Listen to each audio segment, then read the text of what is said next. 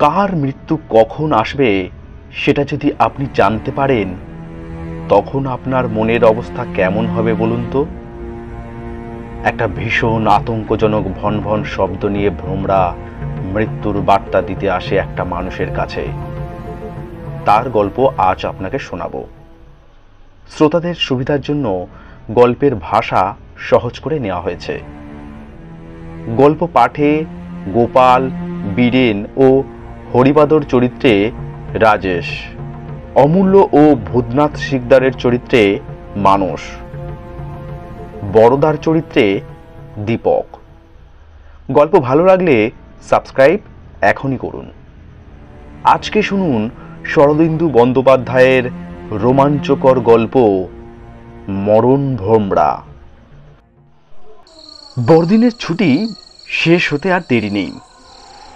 গত কয়েকদিন থেকে পশ্চিমী বাতাস দিয়ে দুর্জয় শীত পড়েছে। সন্ধ্যার পর আমরা মাত্র 3 জন ক্লাবের সভ্য চারদিকের দরজা জানলা বন্ধ করে দিয়ে চিমনির গনগনে আগুনের সম্মুখে বসেছিলাম। বাইরের আকাশে ছেঁড়া মেঘ ও প্রবল বায়ু মিলে একটা দুর্যোগ সৃষ্টি করার চেষ্টা করছিল। অমূল্য বলল, আজ আর কেউ আসছে না, চলে বাড়ি ফেরা যাক। বড়দা স্তিমিত নেত্রে আগুনের দিকে চেয়ে বসেছিল। কতকটা যেন অন্য মনস্কভাবেই বলল, সেবারে ডিসেম্বর মাসে কৌশলে গিয়েছিল। বাহ, কি শীত! মাথার ঘিলু পর্যন্ত জমে যাওয়ার উপক্রম। পালিয়েই আসতুম, যদি না একটা ভারী আশ্চর্য ব্যাপার ঘটে সব উলট পালট করে দিত। আচ্ছা, কত বড় গঙ্গাফড়ি তোমরা দেখেছো বলো দেখি? অমূল্য বলল, আষাঢ়ে গল্প ফাঁদবার মতলব। ওসব চালাকি চলবে না বর্দা, আমি উঠলুম। আমি জিজ্ঞেস করলাম, কৌশলে গিয়েছিলে কেন? বড়দা বলল, কুকুরে কামড়েছিল, সে কথাই তো বলছি। অমূল্য বলল, জানি, সে বীজ এখনো তোমার শরীর থেকে বেরোয়নি। আমি আর এখানে থাকছি না, তোমার গঙ্গাপনি নিয়ে তুমি থাকো। অমূল্য উঠে পড়ল। শালখানা ভালো করে গায়ে জড়িয়ে ঘুমটার মতো করে মাথায় দিয়ে দ্বারের দিকে অগ্রসর হলো। দ্বার বন্ধ ছিল। ঠেলা দিয়ে খুলেই অমূল্য চমকে উঠে বলল, কিরে মশাই, আসতে পারি? অপরিচিত কণ্ঠস্বরে ফিরে তাকালুম।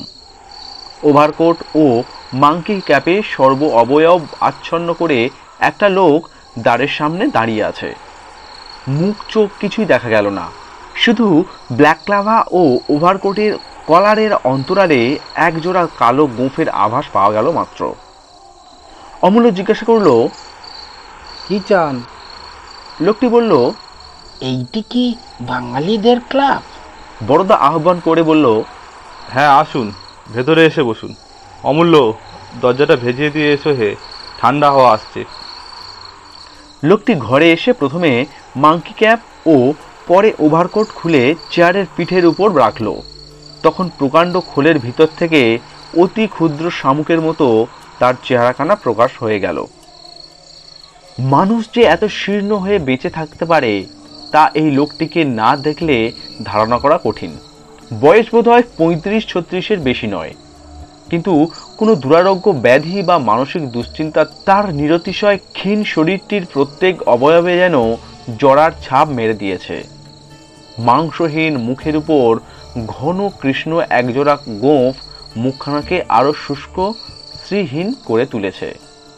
কপালে গভীর কালো রেখা, মুখের রং ফ্যাকাশে পীতবর্ণ। মাথার দুই পাশে বড় বড় একজোড়া কান যেন পাখা মেলে উড়বার উপক্রম করছে। তার মুখের সমস্ত প্রত্যঙ্গই মৃত বলে মনে হয়। কেবল কালিমা বেষ্টিত বড় বড় দুটো চোখ যেন দেহের শেষ প্রাণ শক্তিটুকু হরণ করে জলজল করে জ্বলছে।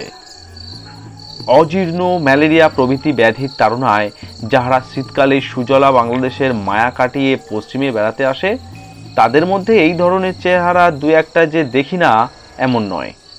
বুঝলাম ইনিও একজন স্বাস্থ্যন্বেষী বায়ুভুক জীব। মনে মনে ভাবলাম, কেবলমাত্র মুঙ্গেরের জলহাওয়া এ কঙ্কালে প্রাণ প্রতিষ্ঠা করতে পারবে কি? ঘোর সন্দেহ হলো। অমূল্য জিজ্ঞাসা করল, আপনি কি ক্লাবের কোনো সদস্যকে খুঁজছেন? লোকটি এবার আমাদের 3 জনের মুখের দিকে চেয়ে দেখল, তারপর গোপজোড়া নড়িয়ে উঠল। তারপর অদ্ভুত ধরনের একটা হাসি হেসে বলল, তা হতেও পারে, এখন ঠিক বলতে পারছি না। আমরা অবাক হয়ে রইলাম। লোকটি পুনশ্চ বলল, আমি এ শহরে নবাগত, আজ 3 দিন হলো এসেছি, ডাকবাংলোয় আছি। কিন্তু একদিন বাঙালিদের সঙ্গে কথা না কয়ে হাঁপিয়ে উঠেছি মশাই। আজ সন্ধেবেলা বেয়ারের কাছে খবর পেলুম এখানে বাঙালিদের একটা ক্লাব আছে, তাই খোঁজ করতে করতে এসে হাজির হয়েছি, আর থাকতে পারলুম না। আমি বললাম, বেশ করেছেন, যতদিন থাকেন নিয়মিত আসবেন, আমরা খুব খুশি হব। তা স্বাস্থ্য উপলক্ষে এখানে আসা হয়েছে বুঝি? লোকটি বলল, না, স্বাস্থ্য তো আমার বেশ ভালোই। কিছুক্ষণ চুপ করে থেকে হঠাৎ তার উজ্জ্বল চোখ দুটো তুলে বলল, সেজন্য নয় মশাই, মৃত্যু আমাকে তাড়া করে নিয়ে বেড়াচ্ছে, তাই ভারতবর্ষময় ছুটোছুটি করে বেড়াচ্ছি, কিন্তু রেহাই নেই। যেখানেই যাই মৃত্যু আমার পেছনে লেগে আছে। মনে ভাবি বাঙালিদের সঙ্গে দেখা করব না, কিন্তু পারি না, প্রাণ হাঁপিয়ে ওঠে। কথাটা খাপছাড়া ঠেকল, কিন্তু তবু মৃত্যু যে তাকে তাড়া করেছে এবং অচিরেই ধরে ফেলবে সে বিষয়ে অন্তত আমার মনে কোনো সন্দেহ ছিল না। তার সত্ত্বেও তাকে সান্ত্বনা দেওয়ার অভিপ্রায় বললাম, এখানকার জলহাওয়া খুব ভালো, কিছুদিন থাকুন, নিশ্চয়ই সেরে উঠবেন। লোকটি পকেট থেকে চামড়ার সিগার কেস বার করে বলল, ধূমযাত্রা করেন কি? বলে 3টি ভীষণ দর্শন সিগার আমাদের 3জনকে দিয়ে একটা নিজের ধরিয়ে টানতে আরম্ভ করলো। আমরা নির্বাক হয়ে তার মুখের দিকে চাইলাম। এই শরীরের উপর এইরূপ বিকটাকৃতি বিষাক্ত কড়া সিগার টেনে লোকটা কদিন বাঁচবে? আমাদের মুখের প্রতি কিন্তু তার নজর ছিল। সে ঈষৎ হেসে বলল, আপনারা ভুল করছেন, আমি দেখতে একটু রোগা বটে, কিন্তু আমার শরীরে কোনো রোগ নেই। ধরুন তো আমার পাঞ্জা। এই বলে কাঠির মতো অঙ্গুলিযুক্ত কঙ্কালসার হাতখানা আমার দিকে বাড়িয়ে দিল। পাগল নাকি? আমি তাড়াতাড়ি বললাম, না না, সে কথা বলিনি, আমি বলছিলুম। ধরুন পাঞ্জা। লোকটির চোখ দুটো ধক করে জ্বলে উঠল। আমরা মনে মনে প্রমাদ করলাম, কোথা থেকে একটা উন্মাদ এসে জুড়ল। আমরা পরস্পর মুখ তাকাতাকি করছি দেখে লোকটা নাচরবান্দা হয়ে বলল, আপনারা ভাবছেন রোগা বলে আমার গায়ে জোর নেই। ভুল ভুল, পাঞ্জায় গামা পালোয়ানও আমার হারাতে পারে না। ধরুন পাঞ্জা। কি করি? নিরুপায় হয়ে তার পাঞ্জা ধরলাম। নিজের দৈহিক শক্তি সম্বন্ধে আমার ধারণাই ছিল। ভয় হলো বুঝি একটু চাপ দিলেই ওই প্যাঁকাটির মতো আঙুলগুলো মটমট করে ভেঙে যাবে। কিন্তু তার হাতে হাত দিয়ে বুঝলাম সে আশঙ্কা অমূলক। তার আঙুলগুলো ইস্পাতের তারের মতো আমার আঙুলগুলোকে জড়িয়ে ধরল। আমি যতই বল প্রয়োগ করি তার কবজি ততই লোহার মতো শক্ত হতে থাকে। আমার কপালে বিন্দু বিন্দু ঘাম দেখা দিল। চেয়ে দেখলাম আমার প্রতিদ্বন্দ্বীর মুখ নির্বিকার, দাঁতে সিগার চেপে স্বচ্ছন্দে ধোঁয়া উদ্গীরণ করছে। ক্রমে আমার হাত অসাড় হয়ে আসতে লাগলো। তারপর সবিস্ময়ে দেখলাম হাতখানা অজ্ঞাত স্বরে ঘুরে যাচ্ছে। আমরা কবজির কাছে মট করে একটা শব্দ হলো। ব্যাস কাবার। বলে লোকটা পাঞ্জা ছেড়ে দিল। আমি স্তম্ভিতভাবে অবশ হাতখানা তুলে বসে রইলাম। খানিকক্ষণ কেউ কোনো কথা বলল না। লোকটা আধবোঝা চোখে সিগার টানতে লাগলো। অবশেষে অমূল্য জিজ্ঞাসা করলো, মশাইয়ের নামটা কি? সে বলল, ভূতনাথ শিকদার। দেখলেন তো যা বললুম সত্যি কিনা? রোগ আমার শরীরে নেই মশাই, রোগ এখানেই। বলে নিজের কপালে তর্জনী ঠেকালো। বর্দার নিজের চেয়ারখানা ভূতনাথ শিকদারের পাশ থেকে একটু সরে নিয়ে বলল, আপনি যে অদ্ভুত শক্তির পরিচয় দিলেন তা তো চোখে দেখে বিশ্বাস হচ্ছে না, ভোজবাজি বলে মনে হচ্ছে। কিন্তু শরীর যদি আপনার নিরোগী হয় তবে আপনি এত রোগা কেন? মাথার কি কোনো অসুখ আছে? ভূতনাথ শিকদার বলল, মাথার অসুখ নেই, অসুখ আমার কপালের, ভাগ্যের। বলছি তো মৃত্যু আমাকে তাড়া করে নিয়ে বেড়াচ্ছে। বড়দা বলল, কথাটা আরেকটু খোলসা করে না বললে ঠিক বুঝতে পারছি না। শিকদার চুড়ে 3-4টে টান দিয়ে যেন একটা চিন্তা করলো, শেষে বলল, আচ্ছা বলছি, কিন্তু একথা শোনার পর আর আপনারা আমার মুখ দর্শন করতে চাইবেন না। এই ভয়েই তো দেশ দেশান্তরে পালিয়ে বেড়াচ্ছি, বাঙালির ছায়া মারাতে চাই না, কিন্তু শেষ পর্যন্ত পেরে উঠি না। আপনারা আমায় মাফ করবেন, আমি একটা মহা অলক্ষণ, যাদের সঙ্গে মিশি তাদেরই অমঙ্গল হয়। তার কথাগুলো এমন একটা অবসন্ন করুণ রেশ রেখে গেল যে কিছু না বুঝে আমার হৃদয় সহানুভূতিতে ভরে গেল। হয়তো লোকটি জীবনে অনেক দুঃখ শোক পেয়েছে, তাই মাথাটা কিছু খারাপ হয়ে গিয়েছে। মনে করে যার সঙ্গে কথা কইবে তারই অমঙ্গল ঘটবে। আমার এক দূর সম্পর্কীয় পিসিমার এইরূপ হয়েছিল। 1 বছরের মধ্যে স্বামী, 3 পুত্র ও 7টি নাতি নাতনি হারিয়ে তিনি প্রায় পাগল হয়ে গিয়েছিলেন। সর্বদা চোখে কাপড় বেঁধে বসে থাকতেন, বলতেন আমি কারোর মুখ দেখিব না, আমার দৃষ্টি যার উপর পড়বে সে আর বাঁচবে না। ভূতনাথ শিকদারেরও বোধ হয় সেই রকম কিছু হয়েছিল। আমি বললাম, তা হোক, আপনি বলুন, ওসব অলক্ষণ কুলক্ষণ আমরা মানি না। শিকদার বলল, আপনাদের তরুণ বয়স, এসব না মানাটাই স্বাভাবিক। ভূত পেট পরকাল সূক্ষ্ম দেহ এসব আপনাদের মানতে বলছি না, কিন্তু আসন্ন দুর্ঘটনা যে আগে থাকতে মানুষের জীবনে ছায়াপাত করে, এ কথাও কি আপনারা স্বীকার করেন না? আমরা চুপ করে রইলাম। শিকদার বলতে লাগলো, তবে ব্যাপারটা গোড়া থেকেই বলি, আমার জীবন কেন যে মনুষ্য সমাজ থেকে একটা ঊর্ধ্বশ্বাস পলায়ন হয়ে দাঁড়িয়েছে তা শুনলে আপনারা হয়তো আমাকে পাগল মনে করবেন, কিন্তু বাস্তবিক আমি পাগল নই। আপনাদের মতো সহজ মানুষ, 5 জনের সঙ্গে মিলেমিশে হেসে কেঁদে সাধারণ মানুষের মতো জীবন কাটাতে চাই, কিন্তু পারি না। কেন পারি না জানেন? ভয়, দারুণ ভয়ে আমি কারোর সঙ্গে মিশতে পারি না। একটা মহা আতঙ্ক সব সময় আমাকে গ্রাস করে আছে। যখন একলা থাকি বেশ থাকি, কিন্তু আপনারাই বলুন তো, মানুষ একলা সঙ্গীহীনভাবে কতদিন থাকতে পারে? তাই মাঝে মাঝে ছুটে বেরিয়ে পড়তে হয়। আমি বিবাহ করিনি, কেন করিনি তা সহজে বুঝতে পারবেন। বাপ মা অনেক দিন গত হয়েছে, আত্মীয় স্বজনও এখন বড় কেউ নেই। চিতপুর রোডে পৈতৃক বাড়িখানা এখনো বিক্রি করিনি, টাকাও যথেষ্ট আছে, কিন্তু তবু একটা সৃষ্টি ছাড়া অন্ধকারের ধূমকেতুর মতো কেবল শূন্যের মাঝে ছুটে বেড়াচ্ছি কেন? যখন আমার 16 বছর বয়স, তখন একদিন গ্রীষ্মের দুপুরবেলায় 3 জন সমবয়স্ক বন্ধুদের সঙ্গে আমি আমাদের বাড়ির তেতলায় একটা ঘরে বসে তাস খেলছিলাম। সেই দিনটা হচ্ছে আমার জীবনের একটি অভিশাপ। স্কুলে গরমের ছুটি হয়ে গেছে, রোজই আমাদের এরকম খেলা বসে। তেতলার এই ঘরটি দিব্যি নিরিবিলি, চিৎপুরের চিৎকার সেখানে পর্যন্ত পৌঁছায় না, শুধু মাঝে মাঝে ট্রামের ঢং ঢং শব্দ শোনা যায়। সেদিন আমরা 4 জন নিবিষ্ট মনে বসে খেলছি। এমন সময় খোলা জানলা দিয়ে একটা কালো ভোমরা ঘরে আমাদের ঘিরে ভন ভন করে ঘুরতে লাগলো।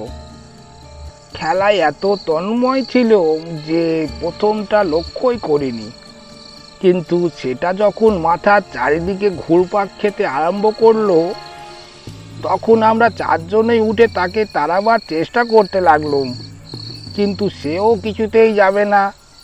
পাখা দিয়ে ব্যাডমিন্টনের ব্যাট দিয়ে যতই তাকে মারার চেষ্টা করি, সেও ততই আমাদের লক্ষ্য এড়িয়ে কখনো নিচুতে কখনো প্রায় কড়িকাঠের কাছে উঠে ঘুরতে থাকে। আমরা যেই আবার খেলতে বসি, অমনি আমাদের কানের কাছে এসে ভোঁ ভোঁ শব্দ করে উঠতে আরম্ভ করে। প্রায় আধ ঘন্টা তার পেছনে লেগে থাকার পর যখন আমরা হয়রান হয়ে পড়েছি, তখন ভোমরাটা ভনভন করে এসে একবার আমাদের মাথার চারিদিকে চক্র দিয়ে নিজের থেকেই জানালা দিয়ে বেরিয়ে গেল। বাইরে তপ্ত বাতাসে তার ক্ষুব্ধ গুঞ্জন ক্রমে ক্ষীণ হয়ে মিলিয়ে গেল। গোপাল বললে, দেখ ভাই, আশ্চর্য ভোমরা। একবার আমি ব্যাডমিন্টন ব্যাট দিয়ে মারলুম, ঠিক মনে হলো ভোমরাটা তাঁতের ভিতর দিয়ে গলে গেল। বীরেন বললে, দূর, অত বড় ভোমরা কখনো অতটুকু ফাঁক দিয়ে গলতে পারে? হরিপদ বললে, কিন্তু এই কলকাতা শহরে ভোমরা এলো কোত্থেকে ভাই? কাছে পিঠে কোথাও বাগান তো নেই। সত্যি তো, ভোমরা এলো কোত্থেকে? আমরা নানা রকম আন্দাজ করতে লাগলুম, কিন্তু কোনোটাই বেশ লাকসই হলো না। তখন আমাদের বয়স কম, ভোমরা কোথা থেকে এলো এ সমস্যা নিয়ে আর বেশি মাথা ঘামালুম না। কিন্তু ভোমরাটাকে মন থেকে সম্পূর্ণ ঝেড়ে ফেলতেও পারলুম না। পরদিন দুপুরবেলা গোপাল তাস খেলতে এলো না। তিনজনে খেলা ভালো জমলো না। সারা দুপুর গল্প করে আর গোপালকে গালাগালি দিয়ে কাটিয়ে দিলুম। গোপাল গ্রে স্ট্রিটে থাকতো। বিকেলবেলা তার বাড়ি গিয়ে দেখলুম সে বিছানায় শুয়ে আছে, মাথায় বরফ দেওয়া হচ্ছে। আমায় দেখে চিনতে পারলে কি না বোঝা গেল না, চোখের দৃষ্টি ঘোলাটে লাল। শুধু একবার গেঙিয়ে গেঙিয়ে কি একটা কথা বললে মনে হলো যেন। বললে, ভোমরা। তার চারিদিকে ডাক্তার আর বাড়ির লোক ভিড় করেছিল, কিন্তু কাউকে জিজ্ঞাসা করতে পারলুম না গোপালের কি হয়েছে। পরে শুনেছিলুম সর্দি গরমি, সানস্ট্রোক। আমি চুপি চুপি চোরের মতো বাড়ি ফিরে এলুম।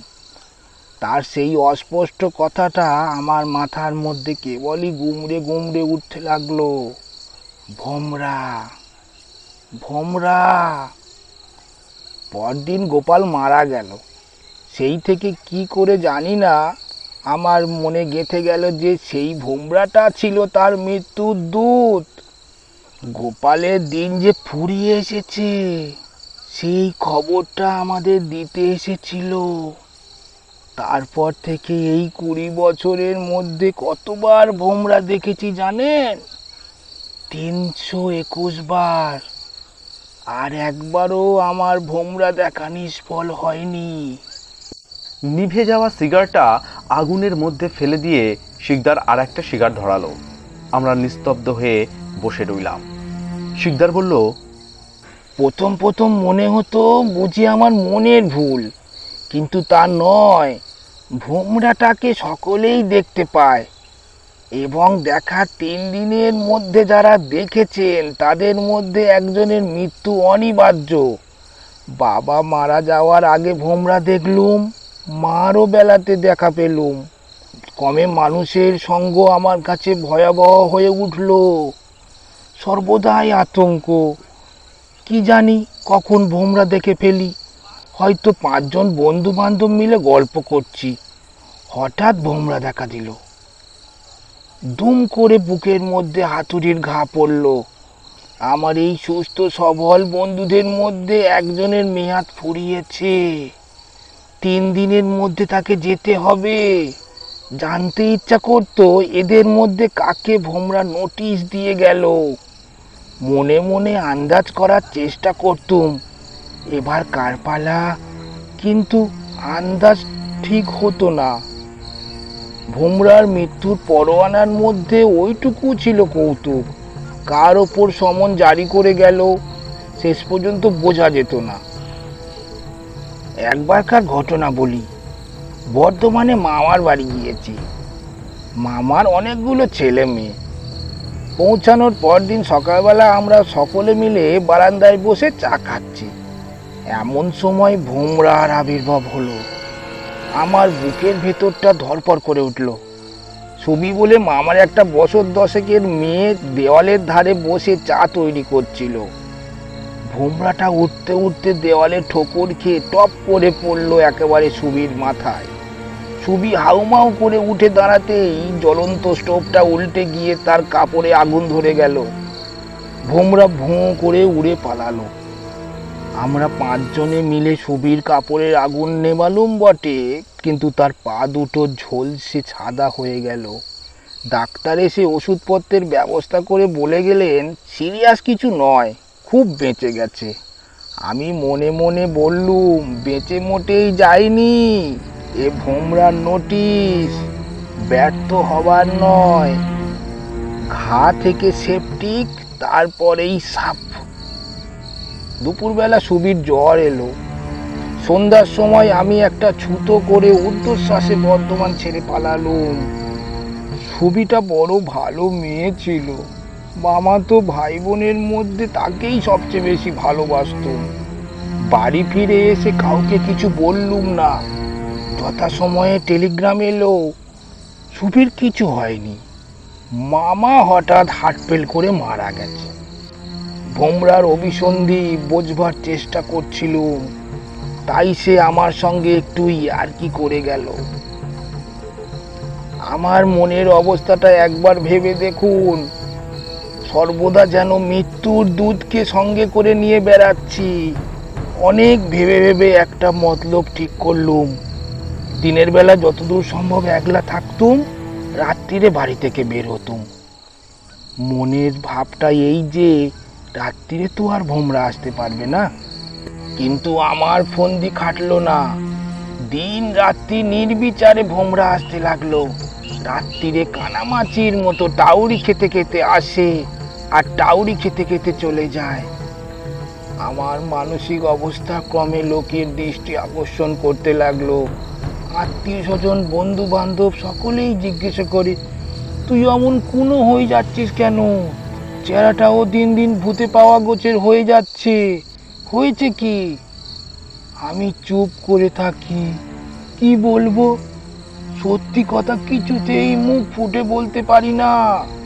অতঃপর বাবা মা মারা যাওয়ার পর থেকে এই নিরুদ্দেশ যাত্রা শুরু হয়েছে। মানুষের কাছ থেকে পালিয়ে বেড়াচ্ছি, কিন্তু মৃত্যু দূত আমার সঙ্গ ছাড়ে না। এক এক সময় হাত জোর করে ডাকি, মরণ ভোমরা, তুমি এবার আমাকে নাও, এই দুঃসহ শাস্তি থেকে আমাকে নিষ্কৃতি দাও।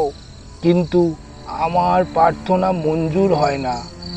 এ সংসারে কেবল আমিই যেন অমর, সকলের মৃত্যুর পরোয়ানা বয়ে বেড়াচ্ছি। শিকদারের কণ্ঠস্বর একটা গভীর নিরাশার মধ্যে মিলিয়ে গেল। তার কথাগুলো ঘরের মধ্যে যেন একটা অবাস্তব দুঃস্বপ্নের জাল বুনে দিয়েছিল। আমরা আগুনের দিকে তাকিয়ে মহাচ্ছন্নের মতো বসে রইলাম।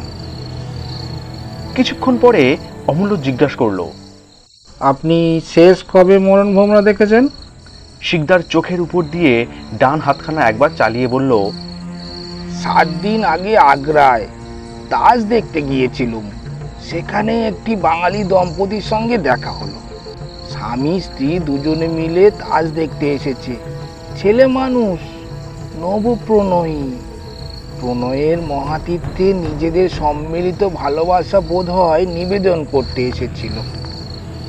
তারপর ভোমরা, সেই রাতেই আগ্রা ছেড়ে চলে এলুম। 4 জনেরই সিগার নিভিয়ে গিয়েছিল। পুনশ্চ ধরিয়ে নিঃশব্দে টানতে লাগলাম। মিনিট 15 সকলেই চুপচাপ। হঠাৎ শিকদার বলল, একটু গরম বোধ হচ্ছে না? জানালাটা খুলে দিতে পারি?